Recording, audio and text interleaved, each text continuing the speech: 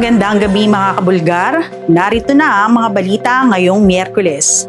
Tigil putukan sa Iran, pinalawig ni US President Donald Trump.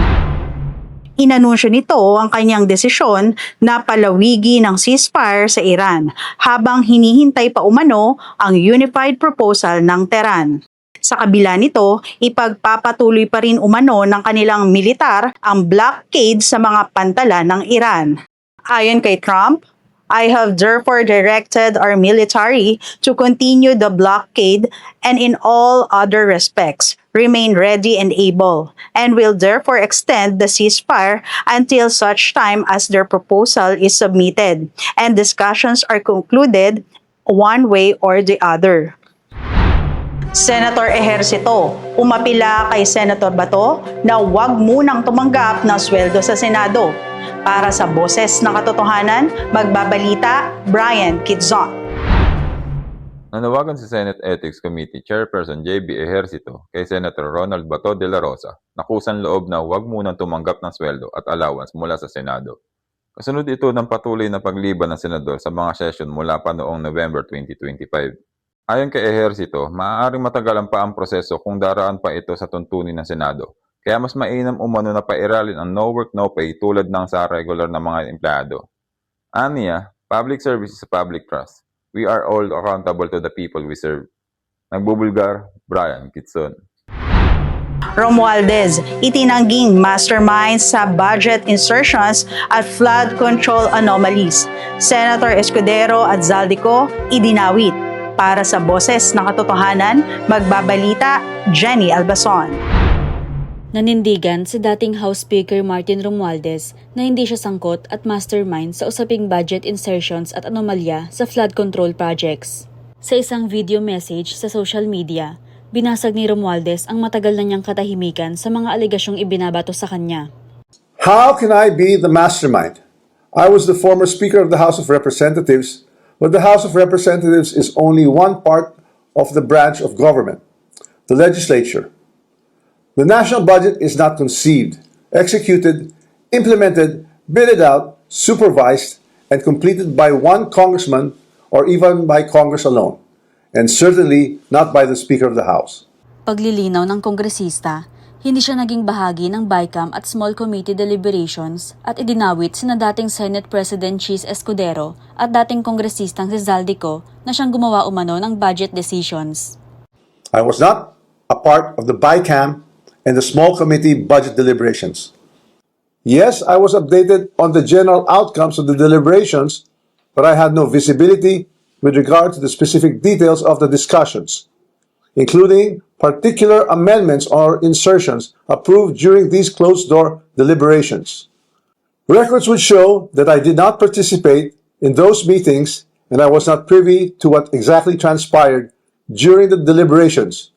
However, two people were instrumental in making those budget decisions, Chis Escudero and Zaldico.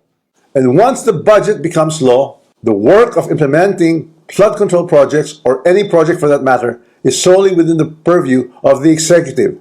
Samantala, nanawagan din si Romualdez sa ombudsman na pairali ng due process at aniya, do not stop where it is politically convenient. To the ombudsman, I say this with full respect. If your office truly believes in justice, then follow the sworn statements, follow the records, and follow the evidence all the way. Do not stop where it is politically convenient. Do not settle for the easiest headline. Do not confuse public pressure with prosecutorial duty. What I ask of the office of the ombudsman is simple. Follow the rule of law and due process. This is a serious matter and it should be handled with seriousness, not with haste, theatrics, or shortcuts. I'm ready and willing to respond to every allegation in the proper forum. Nagbubulgar, Jenny Albason. Pakinggan naman natin ngayon ang Boses ng Bayan. Ano ko lang, may kinalaman talaga sila dyan. Kaya ang taong bayan naghihirap dito dahil sa kanila. Hindi ba maraming kurap ngayon? Di ba, isa si Sara, nagbibita nga nila. Siguro naman lahat ng nakaupo sa gobyerno, mayroong kinalaman niya, nag-deny pa sila. Yung pondo sa taong bayan, Hindi yung naliligo sila sa pera, pero ang tao nanamnatay dahil sa mga baha-baha na yan. Na may kasalanan siya. Pwede bang wala? Lahat ng politiko halos sangkot dyan. Lahat may kinikita silang kickback. Kasi nagtuturo na siya, ng iba na sinasabi niya eh. Nandadamay na siya. Kasi dating na si Ko, magkakabuking na siguro. Hugas kamay lahat. Jowas, nakatakdang maglabas ang OPM band na Cup of Joe ng bagong extended play album na Sandali sa May 1. Saad nila sa kanilang teaser post, hahawakan bawat sandali. Wala namang inilabas na iba pang detalye ang grupo kaugnay nito. Samantala, mapapanood din ng grupo sa kanilang upcoming Sandali, The Cup of Joe Fest sa May 23 sa Philippine Sports Stadium, Bulacan. Historic moments on Philippine television, Steve Harvey mapapanood sa Family Feud. Para sa boss ng katotohanan, narito si Mabel Beron. Mapapanood ang American host na si Steve Harvey sa Family Feud Philippines sa Biyernes, April 24. Inanunsyo ito sa isang social media post kasabay ng pag-imbita sa netizens para sa kaabang-abang na historic moment on Philippine TV.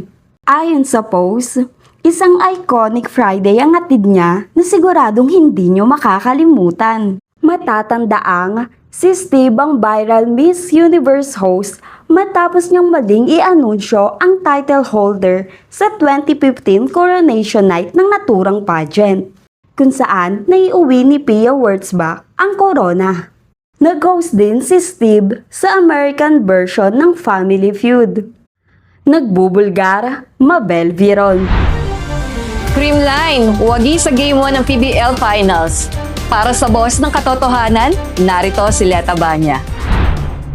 Tagumpay na nakabawi ang Creamline Cool Smashers sa Signal Super Spikers matapos kuhanin ng Game 1 ng Premier Volleyball League Finals nitong Martes, April 21. Tinalo ng Creamline ang Signal sa tatlong magkakasunod na sets sa score na 25-22, 25-18 at 25-16 pabor sa Cool Smashers. Inaasahan naman ang muling paghaharap ng dalawang koponan sa Huwebes, April 23, para sa Game 2. Nagbubulgar, Let Abanya. Nagpahayag na si Romualdez na siya ay walang kinalaman sa mga ibinabato sa kanya na siya ay mastermind no sa mga Flood issue control. sa flood control. Mahalaga rin na magsalita ang mga katulad Concern. nila no Oo. na kasi hinahanap rin sila talaga ng taong bayan. Actually, first time yata niya na magsalita on Regarding doon. television or Siyempre, media. mas maganda rin no, yung paglilinaw. No, mahalaga rin niya na marinig ng taong bayan. So, yung napanood natin, sinasabi niya na wala siyang kinalaman doon. So, para sa kanya, hindi siya ang dapat hinahabol, di ba? Yes, oo. May mga ganun siyang So, magsisimula ba tayo sa lahat ng naumpisahan natin? Since sa kanya lahat nakatutok, di ba? Pero kasi dapat noon pa niya sinabi yon. Parang doon pa lang, sa umpisa pa lang, nalaman na ng lahat na kung ano yung kanyang nasa sa loob. Noong mga panahon na sa kanya itinuturo lahat ng anomalya, di ba? Oh. Pagdating dyan sa flood control na yan. Kasi lahat naman, tayo, syempre, na may karapatan namang linisin ang ating lalo na pangalan. Diba? Dahil silang nakaupo ngayon. Oo, correct. Dahil mainit yan, parang mas masarap kumain talaga ng halo-halo, diba? Oo, maganda yung halo-halo, eterno sa damit ko, di ba? Maganda yan. Oo. Tama yan. Okay, yung mga dress natin ngayon, parang combination na Kaya, medyo, itig-itig. hindi plain, At yan ang mga boses na nangibabaw sa araw na ito. Ako si Peli Nang. At para sa iba pang detalye ng mga balita, tumutok sa aming website, www.bulgaronline.com.